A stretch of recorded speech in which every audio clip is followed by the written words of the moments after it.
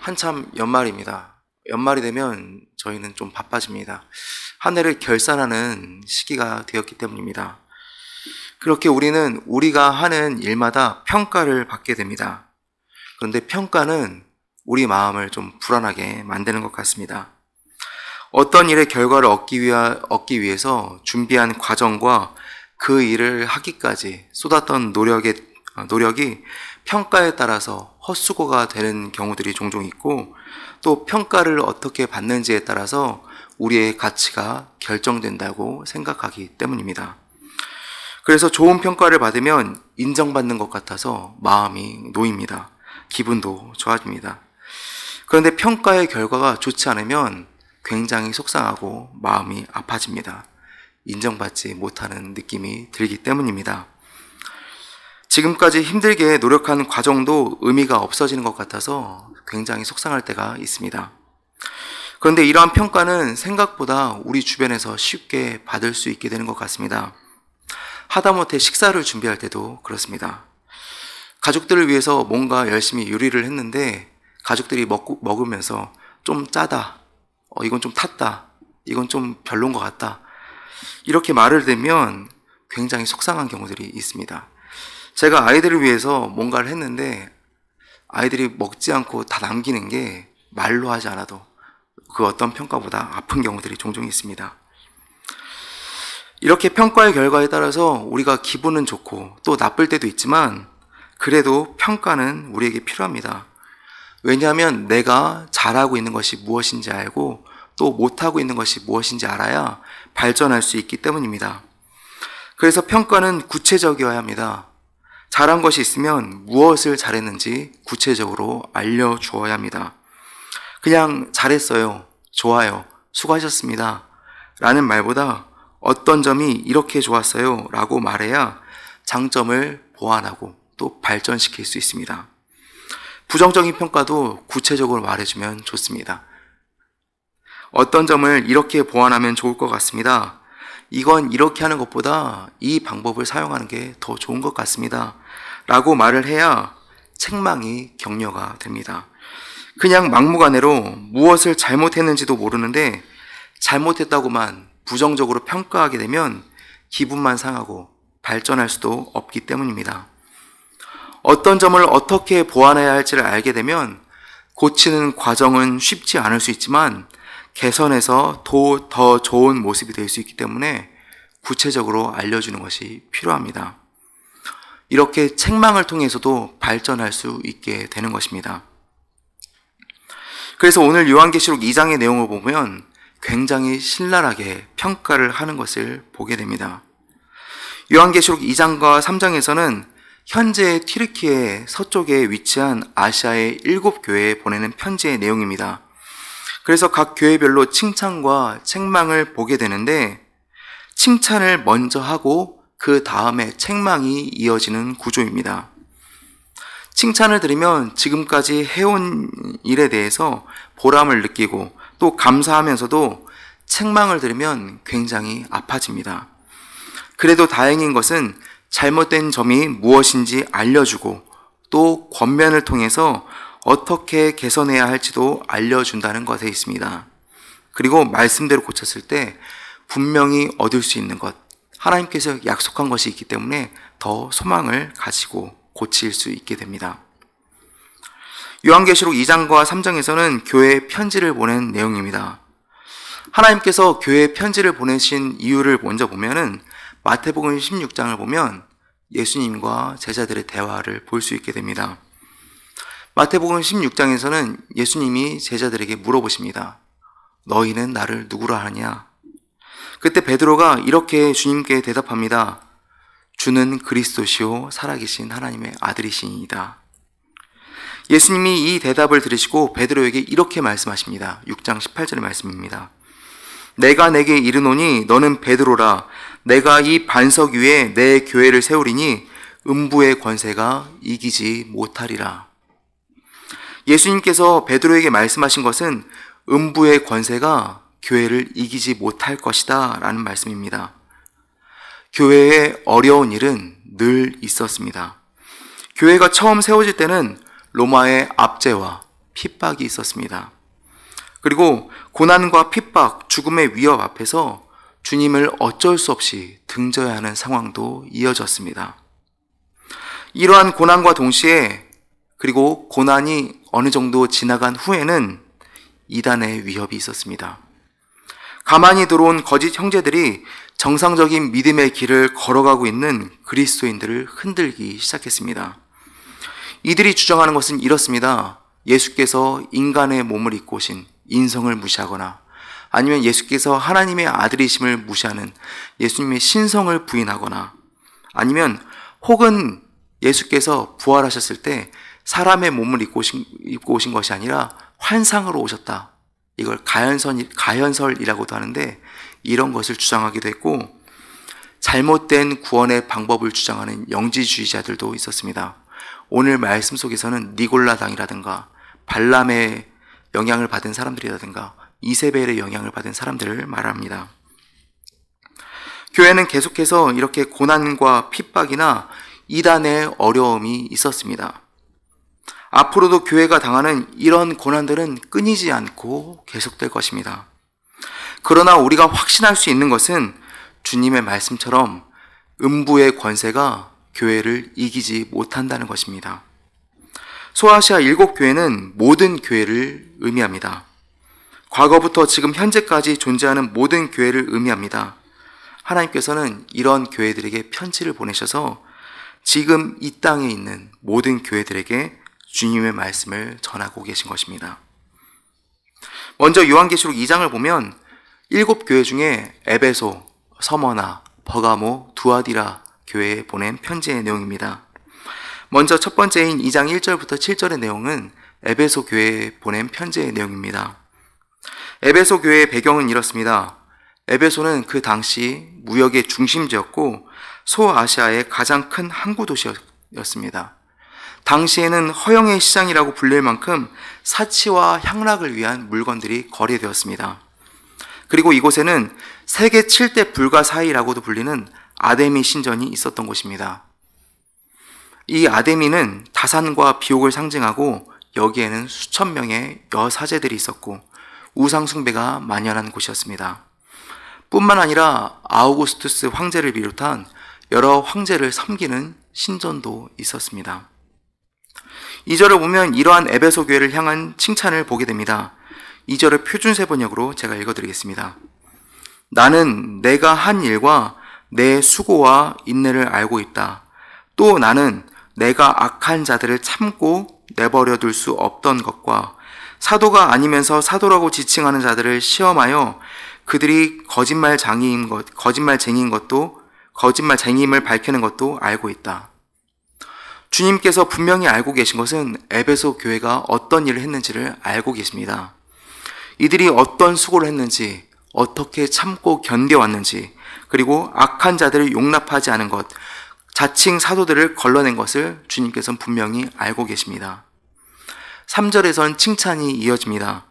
또 내가 참고 내 이름을 위하여 견디고 게으르지 아니한 것을 아노라.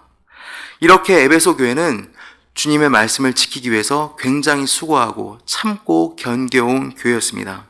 그런데 이런 에베소 교회의 책망이 이어집니다. 그러나 너를 책망할 것이 있나니 너의 처음 사랑을 버렸느니라.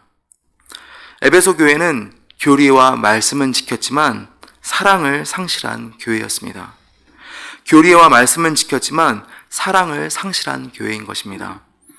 전통과 교리를 지키기 위해서 굉장히 노력했지만 결국 처음 사랑을 잃어버리게 되었습니다.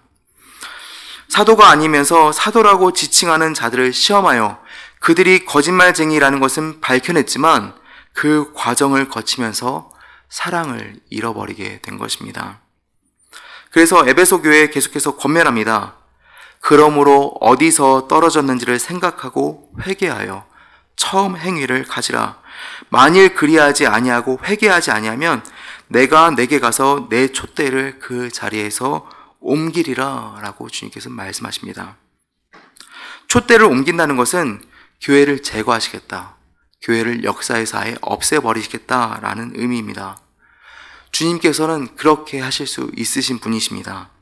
1절 말씀을 보면 우리 주님을 오른손에 있는 7뼈를 붙잡고 7 금촛대를 사이를 거니시는 분으로 말씀하고 있습니다. 주님은 교회의 주인이십니다. 오른손은 하나님의 힘과 권능을 상징하고 7별과 7 금촛대는 7 교회를 의미합니다. 그리스도께서 촛대 사이를 다니시는 것은 7 교회 그리스도인들 중에 그리스도의 보이지 않는 임재를 나타내는 비유입니다. 교회 중에 열심히 교회를 돌보시고 또 살피시는 주님의 임재를 나타내는 것입니다. 그래서 주님의 책망을 듣고 회개하고 말씀대로 움직이면 하나님의 낙원에 있는 생명나무 열매를 주어서 먹게 하신다고 주님께서는 약속해 주셨습니다. 이것이 에베소 교회에 보낸 편지의 내용입니다. 이어지는 8절부터 11절에서는 서머나 교회에 대한 이야기입니다. 서머나 교회는 책망과 경고를 받지 않은 교회입니다. 서머나 교회의 유명한 사람 중에는 사도 요한의 제자 폴리갑이 있습니다. 서머나 교회의 초대 감독인 폴리갑이 순교를 하게 되었습니다. 86세에 체포된 그는 예수만 부인하면 살려주겠다는 말에 이렇게 대답했다고 합니다. 나는 86년간 하나님을 섬겼다. 하나님은 나에게 어떤 틀린 것도 주신 일이 없다. 그런데 어떻게 내가 하나님이자 나의 구원자를 모독할 수 있다는 말인가? 라는 말을 남기고 예수를 부인하지 않은 채 불에 타서 죽었다고 합니다. 폴리갑은 이렇게 끝까지 하나님을 부인하지 않고 순교했습니다. 이런 그가 서머나 교회를 대표합니다. 서머나 교회의 특징은 가난하고 환난에 시달리면서도 부요한 교회였습니다. 서머나 교회가 가난할 수밖에 없었던 교회는 예수 그리스도의 이름으로 고난을 받았기 때문입니다. 박해는 교회의 공핍을 가속화시켜서 가난할 수밖에 없게 만듭니다. 어떻게 가난하면서도 부요할 수 있을까요? 여기서 말하는 부요는 재물의 부요가 아니라 영적인 부요이기 때문에 가능합니다. 9절 말씀을 보면 주님께서 서머나 교회가 어떤 일을 겪고 또 견뎠는지를 주님께서 분명히 알고 계십니다. 제가 9절 말씀을 표준세 번역으로 읽어드리겠습니다. 나는 내가 당한 환난과 궁핍을 알고 있다. 그런데 사실 너는 부요하다. 또 자칭 유대 사람이라는 자들에게서 내가 비방을 당하는 것도 나는 알고 있다. 그러나 사실 그들은 유대 사람이 아니라 사탄의 무리다. 서머나 교회는 지금까지 고난을 받아왔습니다. 그런데 그 고난은 아직 끝나지 않았습니다.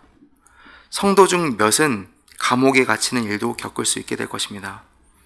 그러나 이러한 고난은 분명히 끝이 있고 서머나 교회에 약속된 것은 주님께서 말씀하신 생명의 면류관이 예비되어 있다는 것입니다. 이어지는 2장 12절부터 17절 말씀에서는 버가모 교회에 대한 이야기가 나옵니다. 버가모라는 지역 자체가 황제의 신전과 제우스를 비롯한 각종 그리스 신뿐만 아니라 이집트의 신까지 모시던 신전이 있는 곳이었습니다. 신기한 사실은 전승에 의하면 폐쇄된 이집트 신전의 한 부분에 버가모 교회가 세워졌다는 것입니다. 이것을 13절에서는 이렇게 말씀합니다. 내가 어디에 사는지를 내가 아노니 거기는 사탄의 관자가 있는 데라. 주님께서는 교회가 어떤 상황에 있는지 분명히 알고 계신 분이십니다. 버가모 교회를 담당했던 안티바라는 사람은 교회를 지키다가 불로 달궈진 쇠로 만든 황소에 넣어져서 순교당했다고 합니다. 그런 상황에서도 믿음을 저버리지 않았던 교회가 버가모 교회입니다. 그런데 안타깝게도 이 안에도 발람의 교훈을 지키는 이단들이 있었습니다.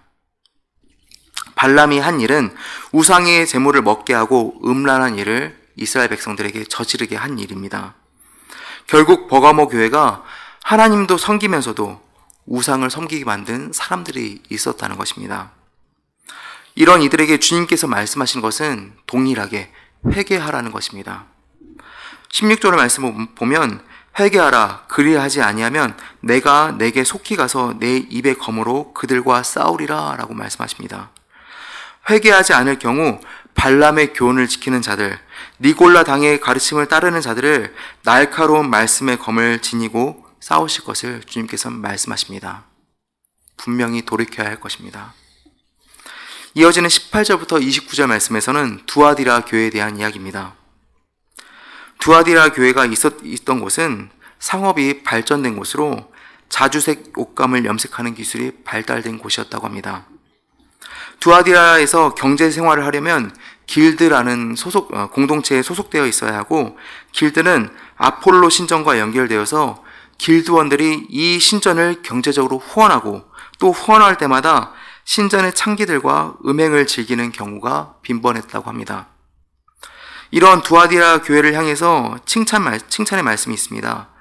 내가 내 사업은 행위를 말합니다. 내 사업과 사랑과 믿음과 섬김과 인애를 아노니 내 나중 행위가 처음 것보다 많도다. 이 말은 뭐냐면, 시간이 갈수록 교회 생활뿐 아니라 사회에서도 본이 되며 사람들을 섬기는 사역을 했다는 것을 의미합니다. 그런데 이어지는 책망을 보면 자칭 선지자라 하는 이세벨을 용납했다는 것입니다. 이세벨은 우리 모두가 알고 있듯이 북이스라엘 아합의 왕입니다. 악녀의 대표자로 보여지는 사람입니다. 이스라엘의 우상 숭배를 끌어들인 여인입니다. 그 여자는 자칭 예언자로 잘못된 가르침으로 그리스도인들을 미혹시켜서 음란한 짓을 하게 하고 우상에게 바쳤던 재물을 먹게 했습니다. 두아디라 교회에 이세벨 같은 사람은 회개할 기회가 주어졌음에도 불구하고 끝까지 회개하지 않았습니다. 처음 사랑을 버렸던 에베소 교회와는 다르게 두아디라 교회는 처음 사랑을 지켰고 더 발전된 모습은 보였지만 정통 신앙을 버린 교회가 되어버린 것입니다. 이런 두아디라 교회를 향해서 25절에서는 이렇게 권면합니다. 다만 너희에게 있는 것을 내가 올 때까지 굳게 잡으라. 사랑과 믿음과 섬김에 인내에서 기초한 사업, 행위들은 지키면서 이세벨의 교훈을 추종하지 말라고 말씀하시는 것입니다. 이렇게 네 가지 교회의 모습들에 대해서 주님께서는 편지를 보내주셨습니다. 오늘 말씀을 통해서 우리에게도 적용해야 할 부분이 있습니다. 먼저 첫사랑을 회복해야 한다는 것입니다. 시간이 지나면 사랑은 희미해질 수밖에 없습니다. 오늘 말씀 속에선 대조적인 교회 두 곳을 보게 됩니다. 먼저 첫사랑을 버렸다고 책망받는 에베소 교회와 나중 행위가 처음 것보다 많다고 칭찬받는 두아디라 교회입니다. 에베소 교회가 첫사랑을 버리려고 버린 것이 아니라 시간이 지나면서 자기들을 지키려다 보니까 그렇게 변하게 된 것입니다. 우리도 일상을 살아가면서 변하게 됩니다. 주님을 사랑하면서도 일상을 살아가야 하는데 일상을 살아갈 때 우리를 유혹하는 일들이 많습니다. 일상을 살아가면서도 우리를 유혹하는 것들에게 시선을 빼앗기는 것이 아니라 우리를 구원하신 주님의 사랑을 기억하며 살아가야 합니다. 두 번째로 우리는 주님만 사랑해야 합니다. 우리는 자주 선택의 기로에 서게 됩니다. 하나님을 선택할 것인지 아니면 다른 것을 선택해야 하는지 고민할 때가 생깁니다.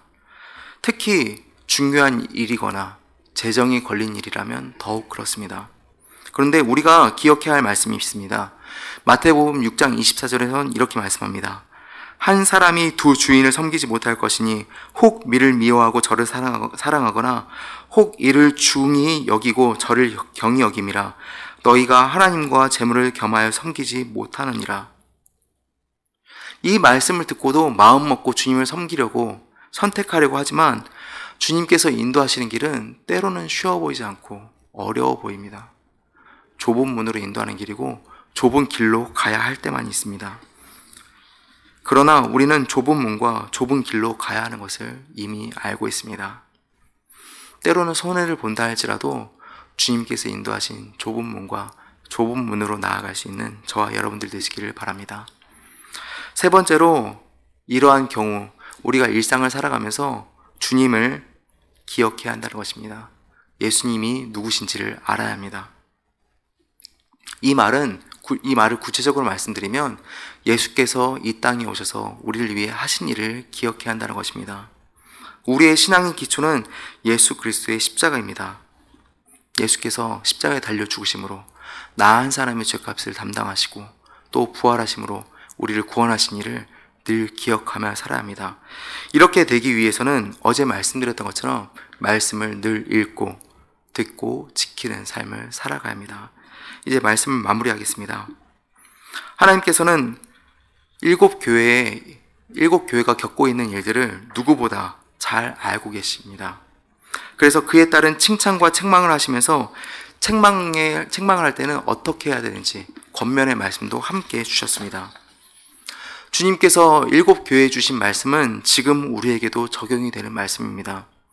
에베소 교회가 책망받은 것처럼 다른 일로 인해 첫사랑을 버리지 않고 살아갈 수 있는 저와 여러분들, 저와 성도님들 되시기를 바랍니다. 또한 고민과 선택의 기로에 있을 때 힘들어 보이고 때로는 손해를 받을 수 있지만 하나님을 선택할 수 있는 저와 여러분들 되시기를 바랍니다. 그리고 자꾸만 다른 길이 보이고 유혹이 있을 때마다 우리를 구원하신 예수 그리스도의 십자가를 바라보면서 주님이 원하시는 길로 향할 수 있기를 바랍니다. 그래서 나중에 우리 주님을 뵙게 되었을 때 책망을 받는 것이 아니라 착하고 충성된 종아라고 칭찬받을 수 있는 저와 성도님들이 될 수 있기를 바랍니다. 기도하겠습니다. 사랑해 주님, 일상을 살다 보면 자꾸만 주님을 잃어버리고 일상의 분주함에 빠져서 첫사랑도 잊어버릴 때가 있습니다. 그럴 때마다 다시 주님을 기억할 수 있게 하여 주시고 선택의 기로에 섰을 때 주님을 선택하게 하여 주시옵소서. 언제나 예수 그리스도의 십자가를 바라보게 하시고 주님을 잊지 않도록 말씀을 읽고 듣고 지키게 하여 주시옵소서. 오늘 하루도 우리와 동행하시고 건강과 안전도 지키실 줄 믿으며 우리를 주님의 자녀로 살게 하실 줄 믿으며 우리 주 예수 그리스도의 이름으로 기도합니다. 아멘.